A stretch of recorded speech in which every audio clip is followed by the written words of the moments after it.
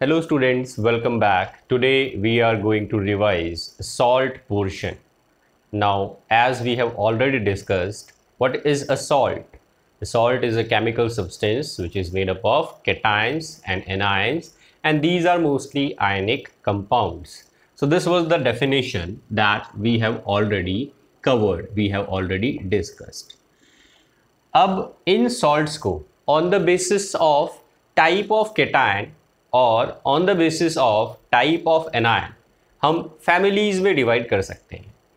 तो family of salt कैसे बनाई हमने? फैमिलीज ऑफ सॉल्ट हमने बनाई on the basis of type of cation या फिर टाइप ऑफ एनायन। इसके कोई एग्जाम्पल? इसके एग्जाम्पल हम ऑलरेडी डिस्कस कर चुके हैं, एक बार रिवाइज कर लेते हैं। सपोज मैं आपको इन सॉल्ट्स के एग्जाम्पल जो है वो देता हूँ और अब आपसे ये सवाल पूछा जाता है कि इन सभी सॉल्ट्स में क्या चीज़ कॉमन है। तो जैसा कि आप इन सभी सॉल्ट्स के अंदर जब केटायंस और एनायंस अलग अलग मेंशन करते हैं तो आपको पता चलेगा all these salts they have a common cation in them. इन सभी सॉल्ट्स में केटायन कॉमन था। कौन सा केटायन कॉमन है? सोडियम। सोडियम का आयन जो है वो कॉमन है। तो इनको क्या बोला जाएगा? They will be called as sodium salts. इनको हम क्या कह सकते हैं? Sodium salts. तो ये किसकी फैमिली हो गई? ये सोडियम की फैमिली हो गई, सोडियम के सॉल्ट्स की फैमिली हो गई, ये जो हमने इस साइड लिख रखी है। अब हम एनायन के बेसिस पे बात करते हैं। एनायन के बेसिस पे भी हम इसी तरीके से फैमिलीज जो है वो बना सकते हैं। फॉर एग्जाम्पल हम ये सॉल्ट जो है वो लेते हैं।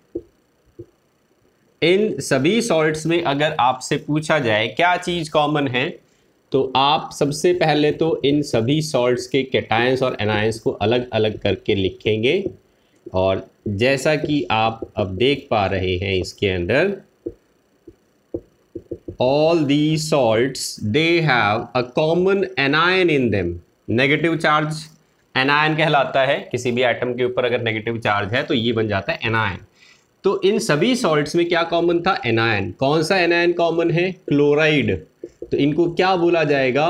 Chloride salts. तो इस तरीके से हम फैमिली जो है वो बना सकते हैं सॉल्ट्स की। अब मैं आपको एक क्वेश्चन देता हूं, इसी के बेसिस पे आपको क्या करना है, इन क्वेश्चन में जो भी आपकी फैमिलीज हैं पॉसिबल उनको सेपरेट करके लिखना है। तो जैसे कि क्वेश्चन दे दिया, इन सभी सॉल्ट्स में से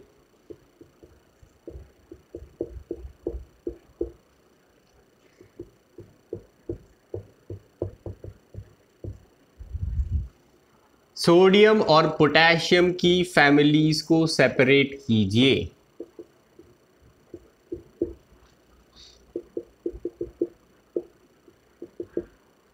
तो हम सोडियम और पोटेशियम की फैमिली पूछ रहे हैं, सोडियम और पोटेशियम।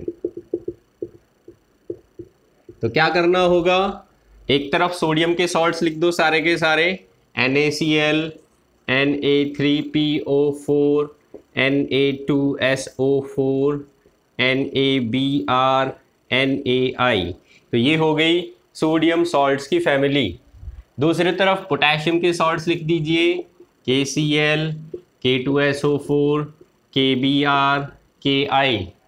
तो ये हो गई पोटेशियम के सॉल्ट्स की फैमिली। तो इस तरीके से आप on the basis of cation question में जो भी पूछा गया है, जिस भी फैमिली के बारे में पूछा गया है, उसको आप सेग्रीगेट कर सकते हैं।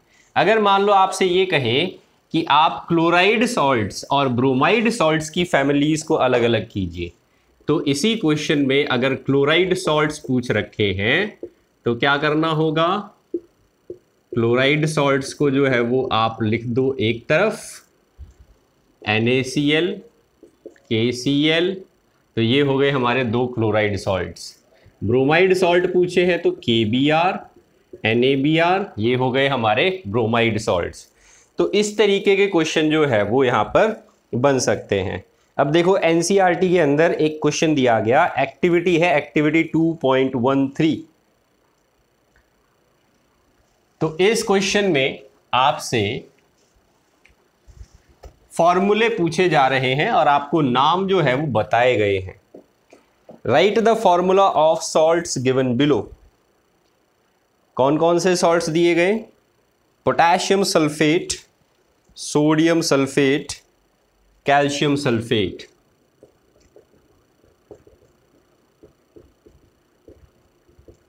Potassium sulphate, sodium sulphate, calcium sulphate,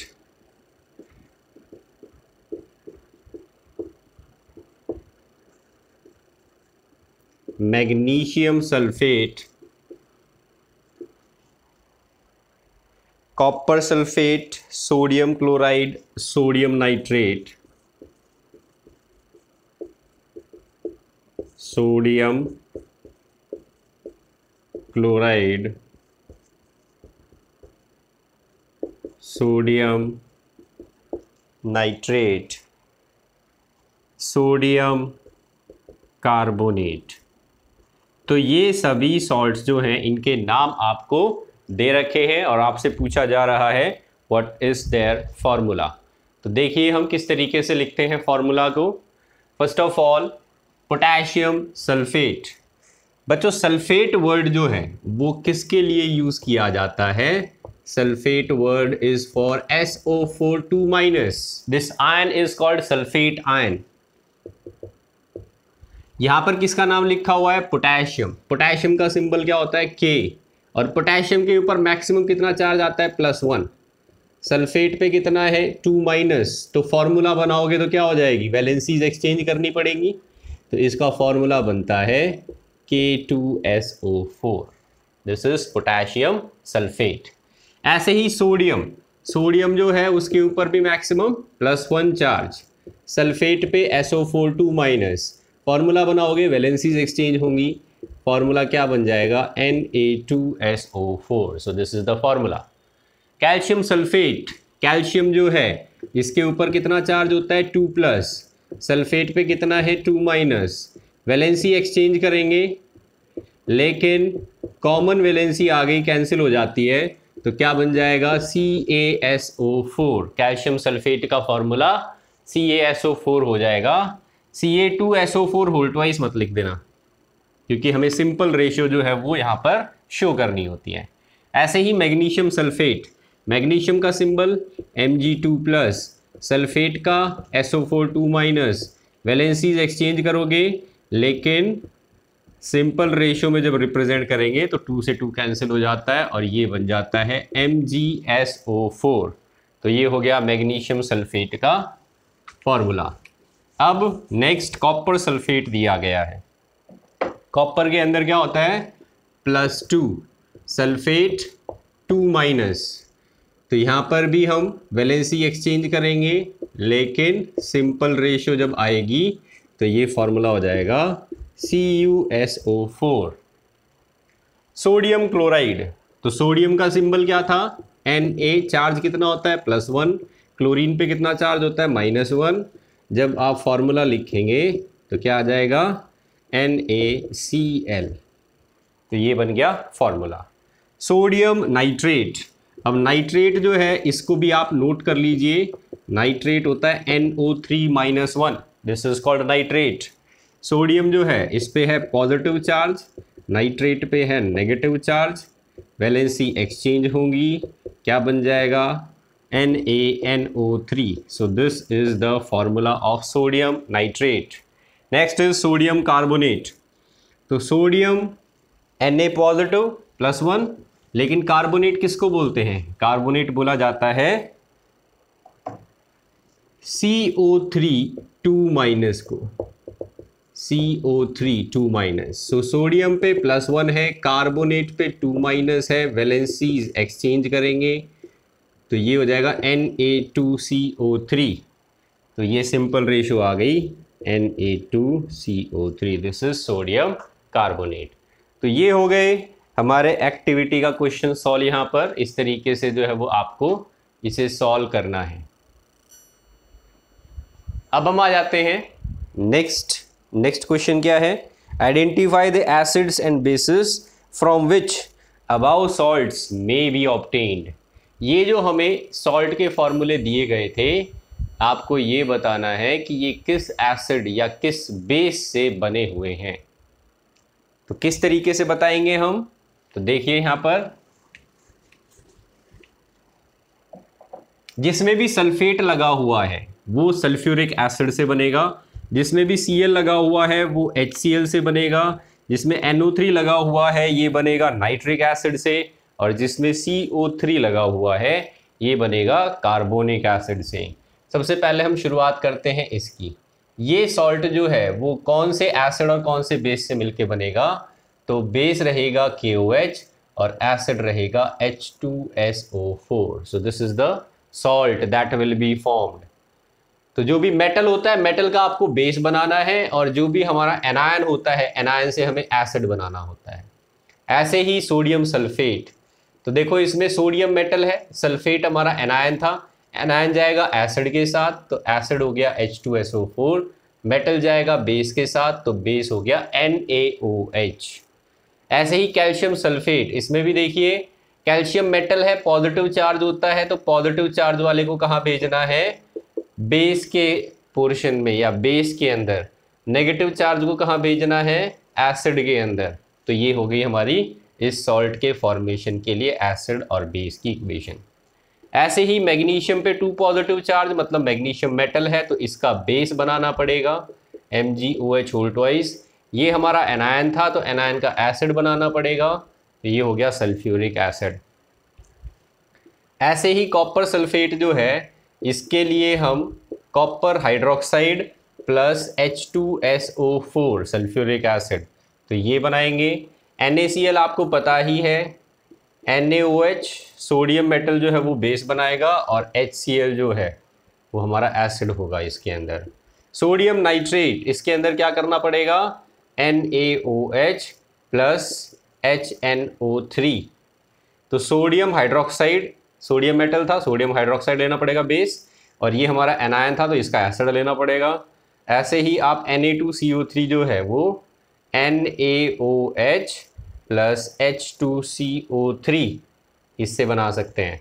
तो ये हो गई रिएक्शंस जो एसिड और बेस हमें यूज़ करने पड़ेंगे इन सॉल्ट्स की प्रिपरेशन के लिए। अब इसके बाद आता है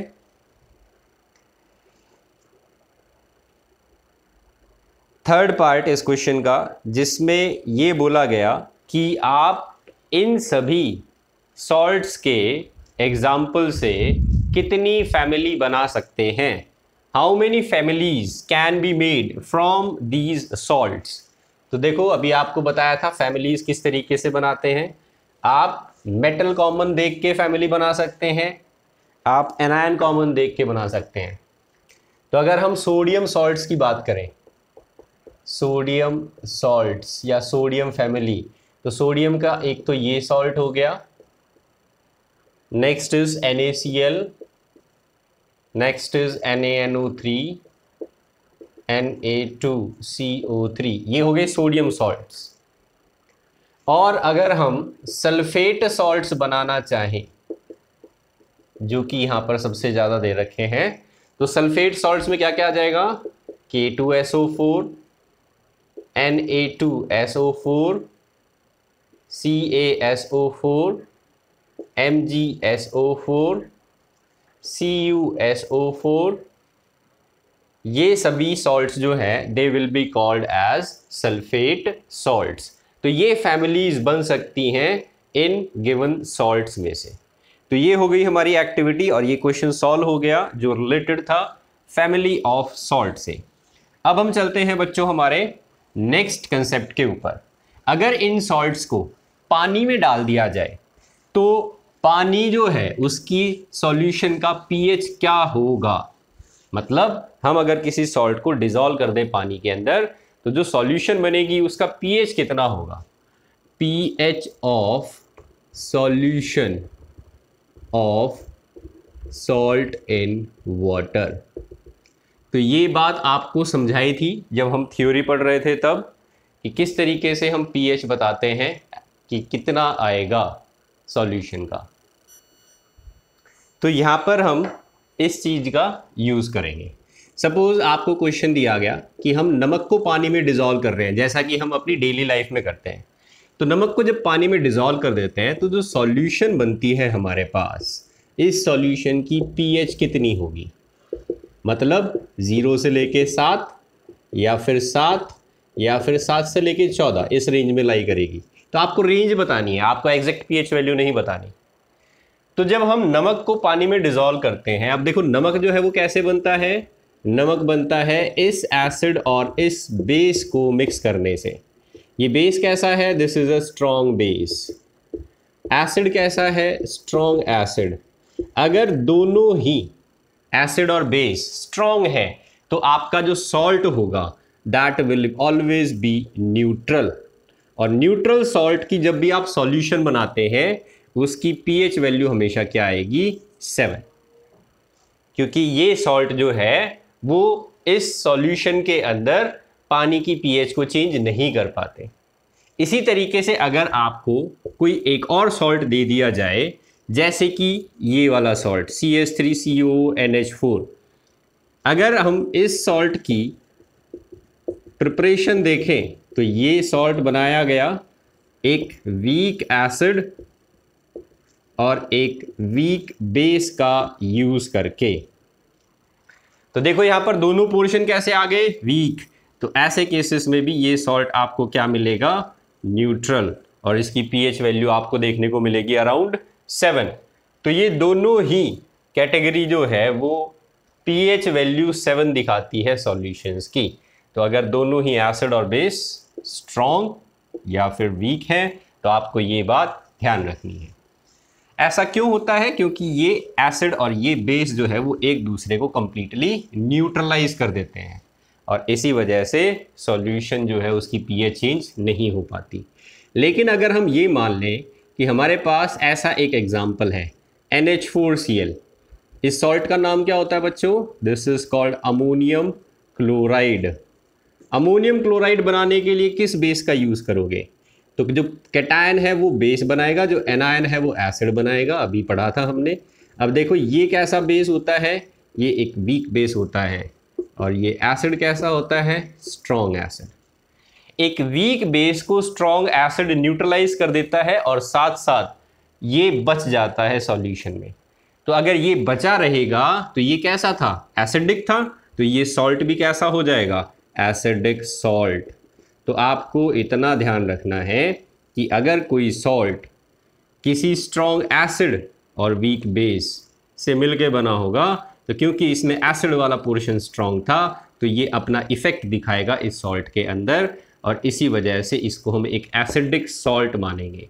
और जब भी इस सॉल्ट को पानी के अंदर डिज़ोल्व किया जाएगा तो ये क्या कर देगा, ये जो सॉल्यूशन बनाएगा उसकी pH वैल्यू लेस देन 7, मतलब 0 से लेके 7 के बीच में लाई करेगी।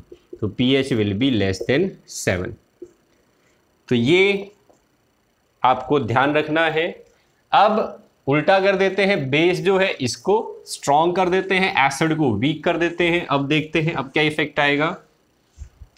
तो देखिए बच्चों, अगर इस तरीके का कोई हम सॉल्ट ले लें जैसे कि CH3COOK, this is called potassium acetate. तो ये सॉल्ट बनाने के लिए हमें क्या करना पड़ता है, हमें इन दो चीज़ों को मिक्स करना पड़ता है।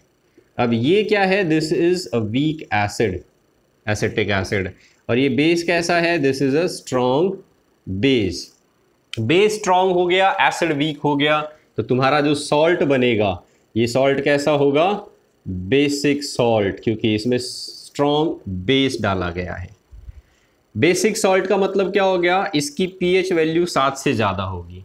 तो जब भी इस सॉल्ट को आप पानी के अंदर डिज़ोल्व करेंगे और सॉल्यूशन बनाएंगे तो आपको ये हमेशा क्या करेगा, एक बेसिक सॉल्यूशन देगा।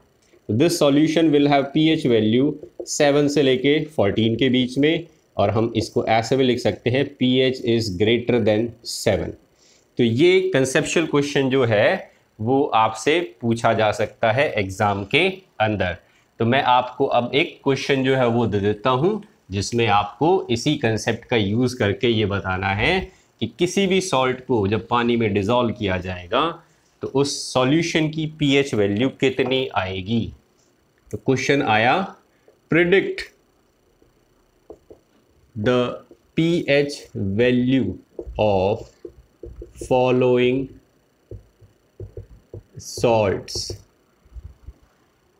सॉल्यूशन। तो इन सॉल्ट के सॉल्यूशन की pH वैल्यू आपको बतानी है। पहला दे दिया KCl, दूसरा दे दिया हमने CaCl2 और तीसरा दे दिया हमने यहाँ पर MgSO4। तो देखो बच्चों यहाँ पर किस तरीके से जो है वो हम प्रेडिक्ट करेंगे। KCl बनाने के लिए हमें क्या करना होता है, पोटेशियम कैटायन था तो कैटायन का बेस लेना पड़ेगा और इसका एसिड लेना पड़ेगा।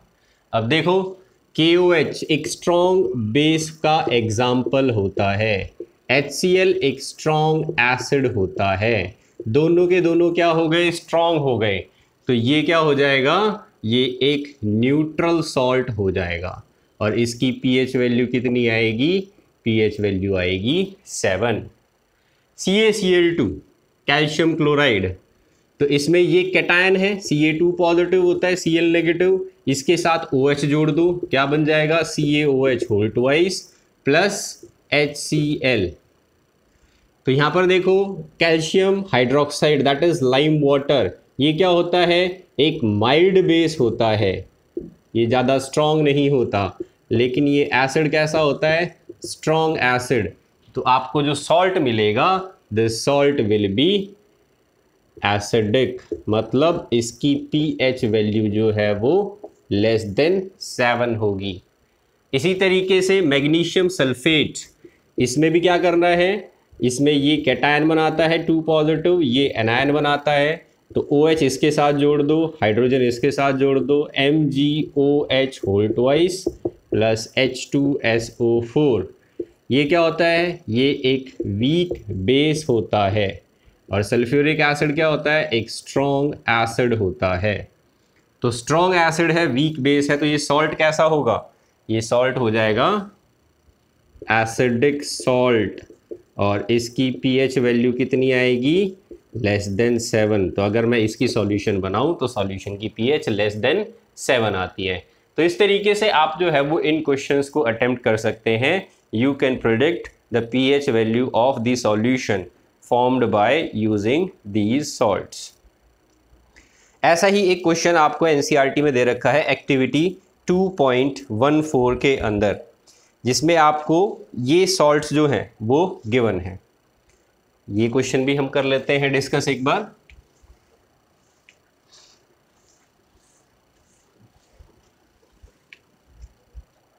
Question is from activity 2.14.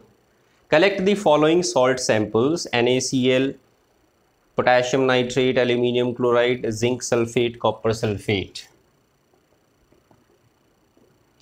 NaCl, potassium nitrate, copper sulfate, zinc sulfate, aluminium chloride and sodium acetate, AlCl3, sodium acetate मतलब CH3COONA। तो ये सॉल्ट, इसके अलावा दो और दे रखे हैं, sodium carbonate that is Na2CO3 और तीसरा दे रखा है NaHCO3। ये सॉल्ट हमें गिवन है और हमसे क्या पूछा जा रहा है, ये बताइए कि ये जो सॉल्ट्स हैं इनकी अगर सॉल्यूशन बनाई जाए तो वो सॉल्यूशन जो है वो कितनी pH वैल्यू शो करेगी, और साथ साथ ये भी बताइए कि इनमें से कौन सा सॉल्ट एसिडिक होगा, कौन सा सॉल्ट बेसिक होगा और कौन सा न्यूट्रल होगा, और इनके एसिड और बेस भी बताइए जो इनको बनाने के लिए यूज़ करने पड़ेंगे। तो देखो हम स्टेप वाइज चलते हैं।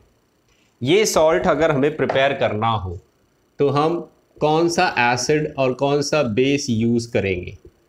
तो देखो बच्चों, सोडियम क्लोराइड, इसमें सोडियम कैटायन बनाता है, कैटायन के साथ OH नेगेटिव जोड़ दो, मतलब बेस बना दो, तो NaOH ये बेस बनेगा जो यूज़ होगा इस सॉल्ट के अंदर।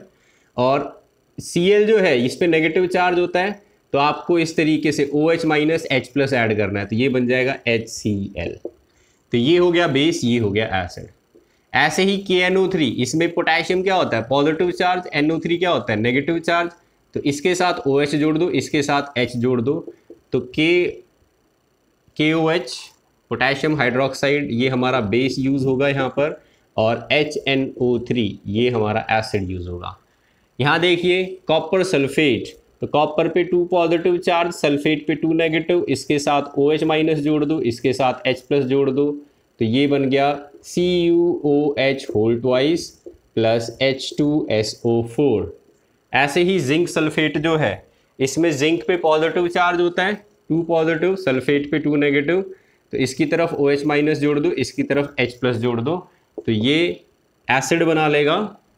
इधर एसिड लिखना था, इधर बेस लिखना था, ये H2SO4 CuOH होल ट्वाइस, यहाँ पर एसिड H2SO4 यूज़ होगा और बेस यूज़ करेंगे ZnOH होल ट्वाइस। AlCl3, तो इसको 3 पॉजिटिव चार्ज एल्यूमिनियम पे, -1 इस पे, इधर OH नेगेटिव जोड़ेंगे, इधर H पॉजिटिव जोड़ेंगे, तो ये बन जाएगा HCl और ये बन जाएगा AlOH होल थ्राइस। ऐसे ही यहाँ पर सोडियम एसीटेट जो है, तो बताया था यहाँ पर H पॉजिटिव अब इधर आ जाएगा, OH नेगेटिव इधर चला जाएगा क्योंकि सोडियम पॉजिटिवली चार्ज होता है, तो ये बनाएगा NaOH प्लस CH3COOH, उल्टा लिख दिया फिर से, एसिड को इधर लिखना है CH3COH प्लस NaOH।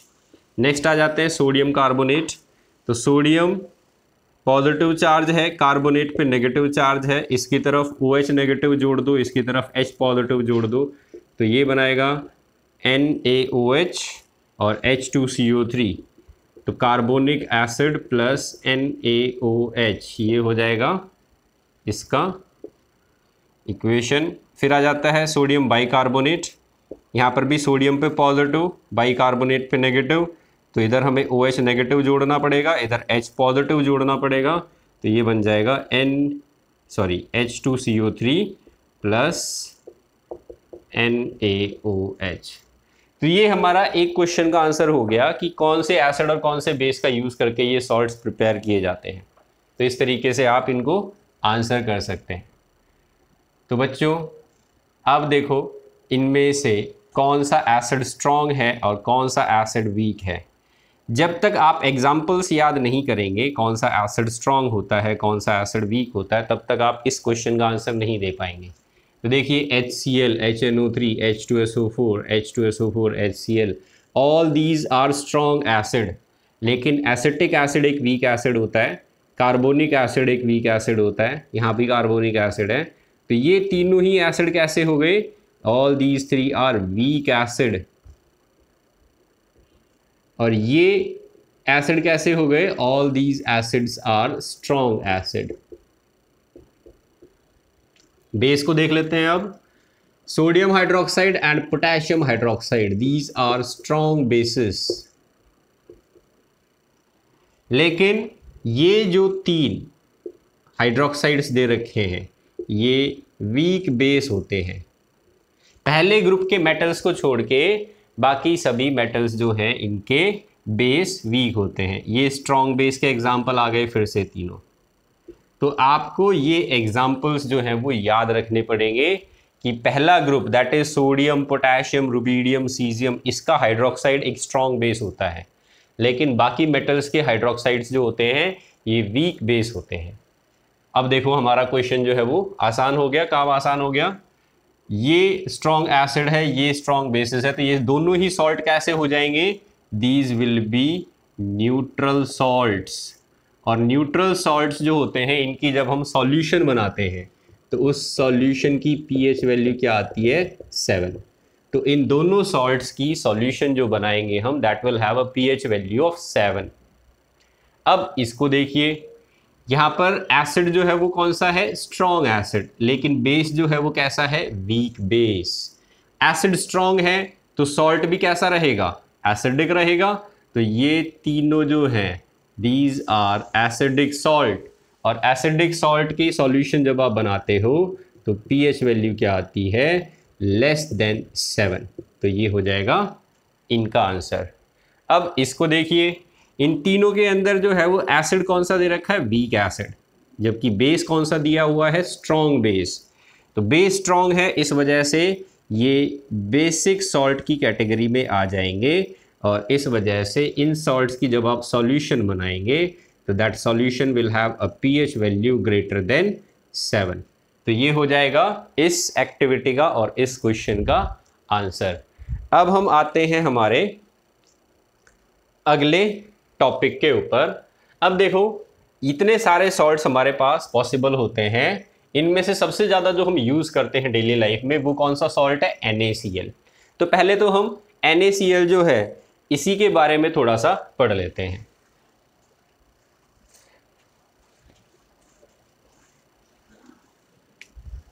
NaCl जो है इसको कॉमन सॉल्ट भी बोला जाता है, और इसका केमिकल नेम जो है वो क्या है, सोडियम क्लोराइड। तो NaCl this is also called common salt, और इसका केमिकल नेम होता है सोडियम क्लोराइड। अब देखो बच्चों, ये हमारी लाइफ के अंदर एक बहुत ही इंपॉर्टेंट रोल प्ले कर रहा है। इसके अंदर सोडियम कैटायन और क्लोराइड एनायन होता है। This is the cation and this is the anion present in it. अगर हम टेबल सॉल्ट या आयोडाइज्ड सॉल्ट की बात करें तो इसका फॉर्मूला जो है वो ये होता है। आयोडाइज्ड सॉल्ट मतलब जिसके अंदर आयोडीन का पोर्शन भी प्रेजेंट हो। तो कॉमन सॉल्ट तो ये हो गया, और इसके अंदर जब आप ये डाल देते हो तो ये बन जाता है आयोडाइज्ड सॉल्ट। तो कई बार ये क्वेश्चन जो है वो पूछ लेते हैं 1 मार्क्स के अंदर, तो आप इस बात को याद रखना। Sodium iodide when it is added to sodium chloride then it is called iodized salt. और ये नमक हम खाने के लिए यूज़ करते हैं। ज़्यादातर हम इस नमक को यूज़ नहीं करते खाने के लिए, क्योंकि इसके अंदर आयोडीन वाला पोर्शन नहीं होता।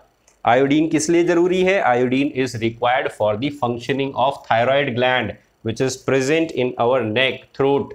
जो हमारा गला होता है उसमें एक ग्लैंड होती है, दैट इज़ थायराइड ग्लैंड।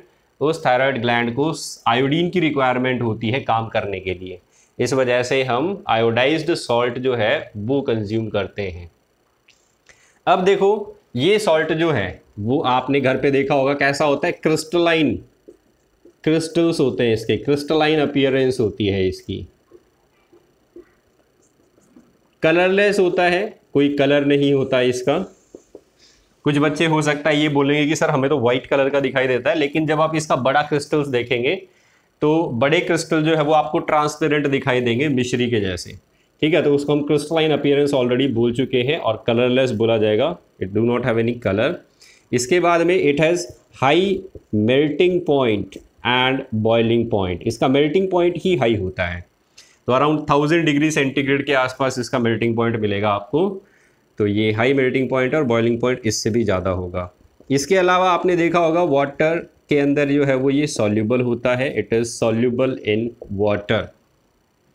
तो ये कुछ प्रॉपर्टीज़ हैं जो हमें दिखाई देती हैं सॉल्ट की जब हम इसको यूज़ करते हैं डेली लाइफ के अंदर। अब बात आती है इस कॉमन सॉल्ट का सिर्फ हमारी डेली लाइफ में इतना ही यूज़ नहीं है, बल्कि इसको यूज़ करके हम और भी बहुत सारे केमिकल्स प्रिपेयर कर रहे हैं।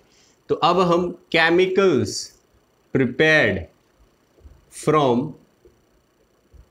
Common salt that is NaCl, इनको एक बार डिस्कस कर लेते हैं, क्योंकि हमारे सिलेबस में इनको इंक्लूड किया गया है। देखो बच्चों, यहाँ पर सबसे पहला मटेरियल जो आ जाता है जो हम बनाते हैं, this is caustic soda. Caustic soda जो है उसको बनाया जाता है NaCl का यूज़ करके। कास्टिक सोडा किसको बोलते हैं, NaOH को।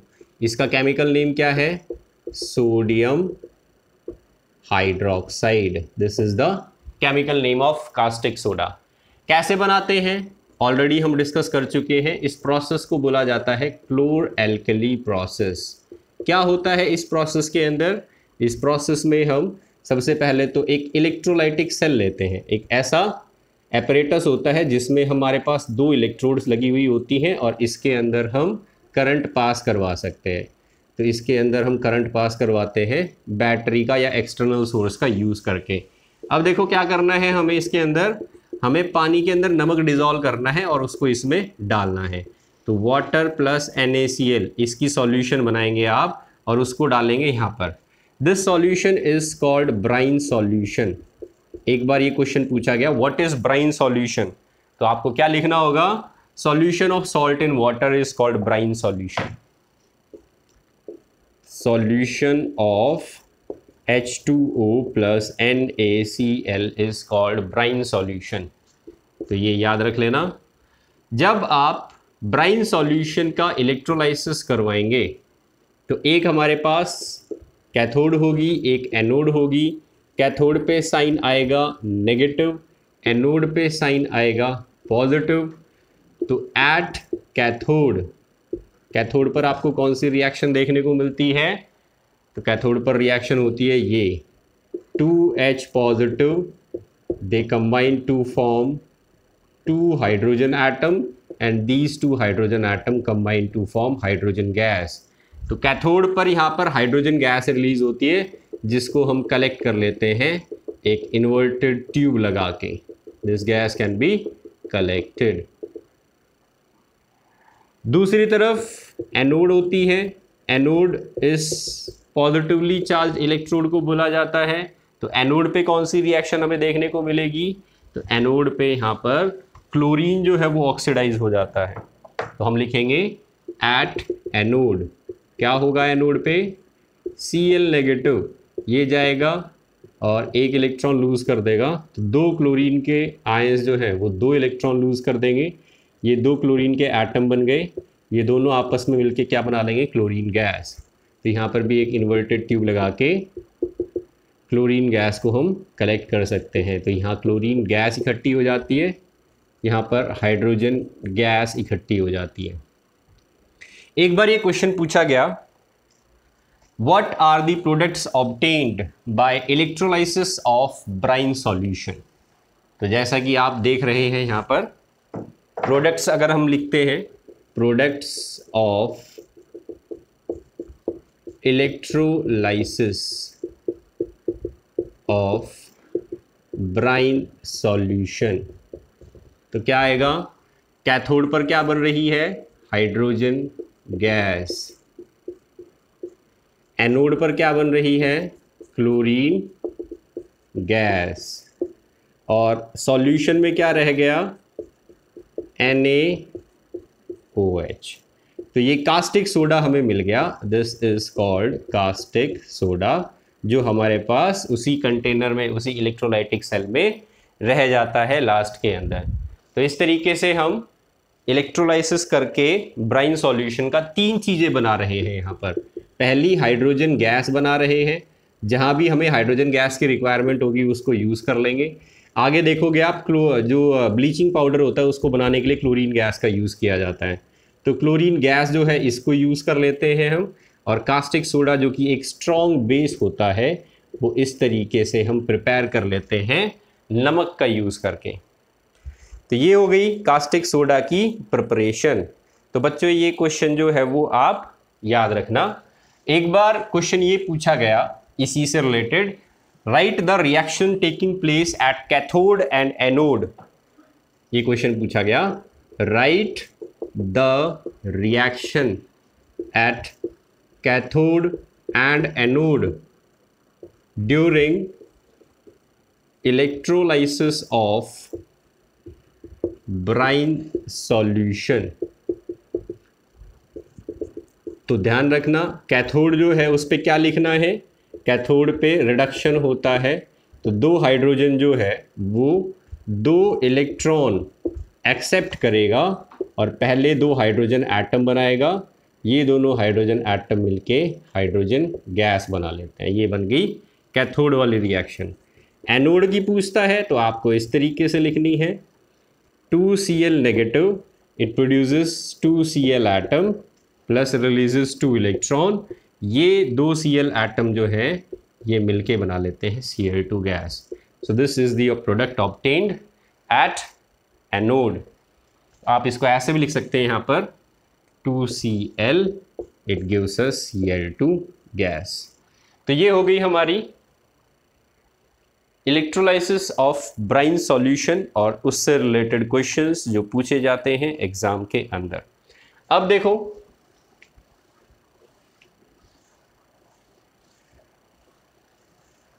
हम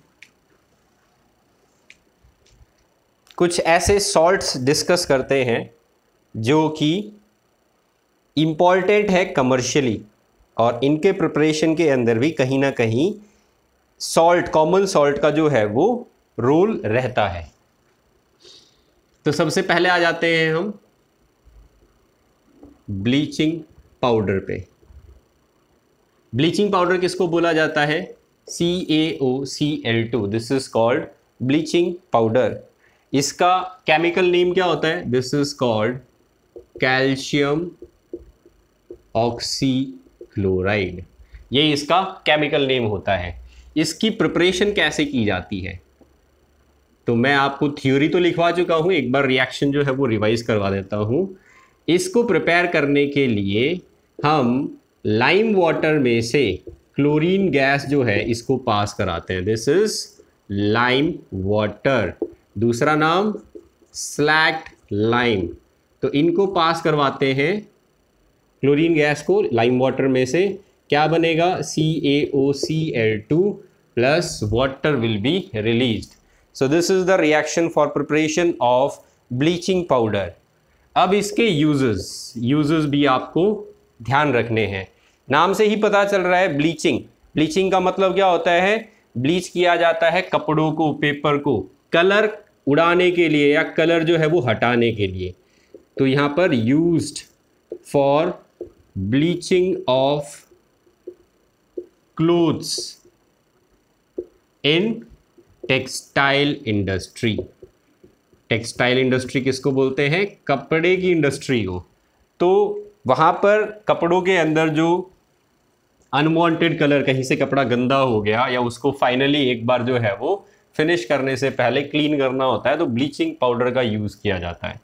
ऐसे ही used in paper industry.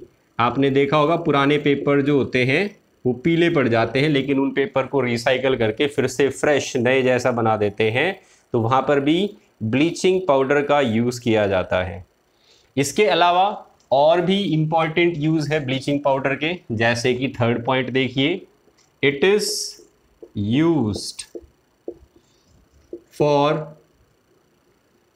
Used as disinfectant, मतलब माइक्रो ऑर्गेनिजम्स को मारने के लिए। इन ड्रिंकिंग वाटर, इसको हम पीने के पानी के अंदर एज अ डिसइंफेक्टेंट यूज़ कर सकते हैं ब्लीचिंग पाउडर को।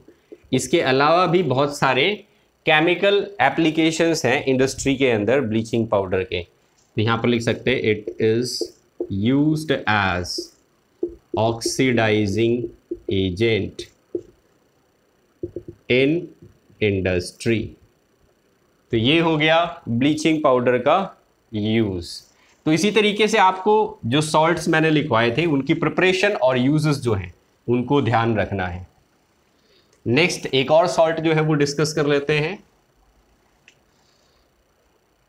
This is baking soda.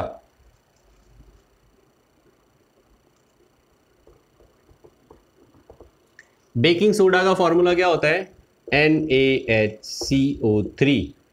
इसका chemical name sodium hydrogen carbonate. So this is the chemical name of baking soda. अब देखो इसको बनाते कैसे हैं। तो इसको बनाने के लिए जो हम प्रोसेस यूज करते हैं that is called Solvay ammonia process. Sodium bicarbonate को बनाने के लिए यूज किया जाने वाला जो प्रोसेस है that is Solvay ammonia process. क्या होता है इस प्रोसेस के अंदर? इस प्रोसेस के अंदर हम NaCl, H2O, CO2 और अमोनिया, इन 4 केमिकल्स को मिक्स कर देते हैं। जब इनको आप मिक्स करेंगे तो इनसे जो प्रोडक्ट मिलता है that is NaHCO3 plus NH4Cl. So this is the product that is obtained. ये इससे सेपरेट कर लिया जाता है। तो इस तरीके से हम सॉल्वे अमोनिया प्रोसेस का यूज करके बेकिंग सोडा को प्रिपेयर कर लेते हैं। अब देखो बच्चों, इसके यूजेस जो हैं वो आपको ध्यान रखने हैं। तो पहला यूज घर के अंदर ही हम यूज करते हैं। It is used for making, क्या क्या बनाते हैं बेकिंग सोडा का यूज करके? Cakes, pakodas etcetera. बेकरी में यूज होता है ये केक, पेस्ट्री, ब्रेड बनाने के लिए। It is used in bakery to prepare cake, pastry etcetera. यहाँ भी यूज होता है। इसके अलावा जो है और कोई यूज अगर हम देखें तो बेकिंग सोडा का, तो it is used as a mild base.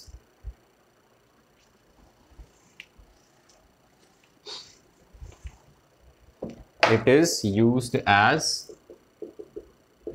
is used as mild base। तो माइल्ड बेस की तरह भी इसका यूज कर लेते हैं। तो ये हो गए हमारे यूजेस ऑफ बेकिंग सोडा। इसको यूज करके हम वॉशिंग सोडा भी प्रिपेयर कर सकते हैं। तो it is used as starting material for preparation of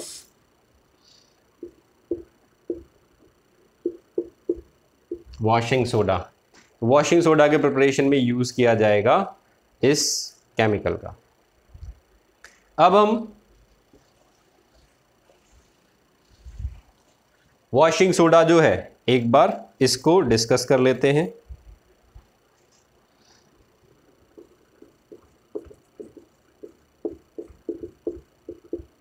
एक और इंपॉर्टेंट यूज है बेकिंग सोडा का, ये फायर एक्सटिंग्विशर में यूज होता है। It is used in soda based fire extinguisher. तो आपको समझाया था ये सोडा बेस्ड फायर एक्सटिंग्विशर किस तरीके से काम करता है। अब हम आ जाते हैं वॉशिंग सोडा पे। वॉशिंग सोडा की प्रिपरेशन जो है वो कैसे की जाएगी? तो सबसे पहले तो हम बेकिंग सोडा जो है इसको बनाते हैं। इसकी प्रिपरेशन की रिएक्शन जो है वो आप ऑलरेडी लिख ही चुके हैं। पहले NaHCO3 बनाया जाएगा और अब इस NaHCO3 को क्या करना पड़ेगा? हमें हीट करना पड़ेगा। जब हम इसको हीट करते हैं तो ये कन्वर्ट हो जाता है इसमें। इसको हम रिक्रिस्टलाइज कर लेते हैं। तो Na2CO3 प्लस H2O, यहाँ पर आप लिखेंगे रिक्रिस्टलाइज। पहले पानी में डिजोल्व करते हैं, फिर इसको दोबारा से उबाल के और इसमें से मैक्सिमम वाटर को इवेपोरेट कर देते हैं, तो रिक्रिस्टलाइज हो जाता है ये। और रिक्रिस्टलाइज होने के बाद में ये बन जाता है washing soda. This is washing soda. खाली अगर आप Na2CO3 लिखते हैं तो ध्यान रखना Na2CO3 इसको सोडा ऐश बोला जाता है। This is called soda ash. तो इस बात का ध्यान रखना, वॉशिंग सोडा अगर बोल रहा है तो उसके साथ .10H2O लगाना पड़ेगा। अगर नहीं लगाते हो तो वो सोडा ऐश का फॉर्मूला लिखा जाता है। फिर ये हो गई प्रिपरेशन ऑफ वॉशिंग सोडा।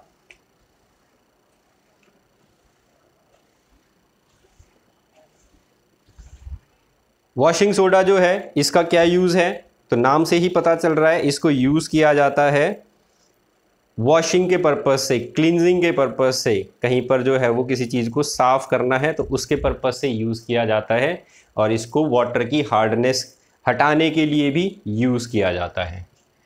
तो यूजेस जो है,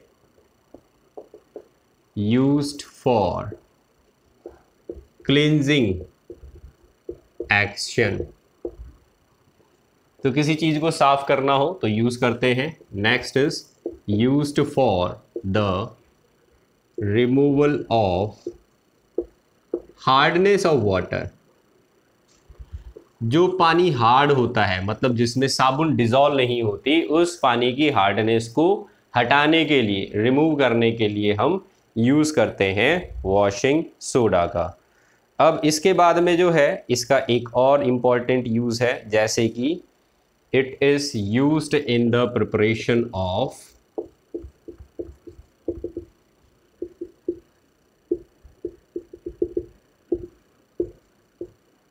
ग्लास। ग्लास की प्रिपरेशन में हम यूज़ करते हैं वॉशिंग सोडा का, और इसको बोरेक्स बनाने के लिए भी यूज़ किया जाता है। It is used for manufacture of borax. तो ये हो गए यूजेस ऑफ वॉशिंग सोडा।